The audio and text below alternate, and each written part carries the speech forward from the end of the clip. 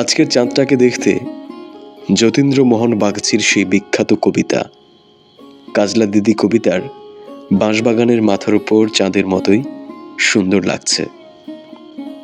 দূরের ওই বাঁশঝাড়ের ওপর চাঁদের উকিঝুঁকি মনে করিয়ে দিচ্ছে আমার ফেলে আসা সেই শৈশবের কথা।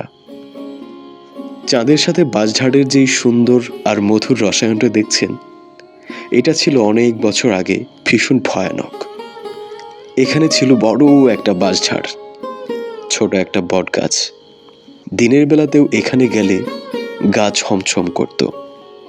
দাদা, বাবা, চাচা তাদের মুখে শুনেছি এই বাঁশঝাড়টা নিয়ে লোমহর্ষক অনেক ভৌতিক গল্প, যা এখনো মনের কোণে গেঁথে আছে। সবকিছুর পরেও এই জায়গাটা ভীষণ পছন্দের ছিল, কারণ এই বাঁশবাগানের নিচে দিয়ে ছিল দুপেয়ে একটা রাস্তা, যেখান দিয়ে প্রতিনিয়ত দাদা বাড়ি ফিরতেন আমাদের জন্য কেক, বিস্কুট, চকলেট, চিপস এগুলো নিয়ে। আমরা দূরে থেকে দাঁড়িয়ে থাকতাম, কখন আসবেন দাদা, কখন আসবেন দাদা। জায়গাটা এখন আর আগের মতো নেই, অনেক পরিবর্তন হয়ে গেছে।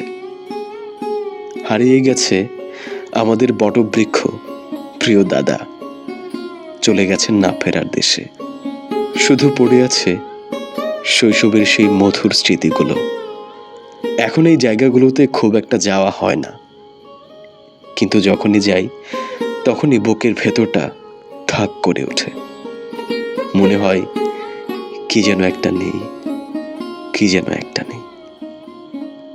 আসলেই কি যেন একটা হারিয়ে গেছে।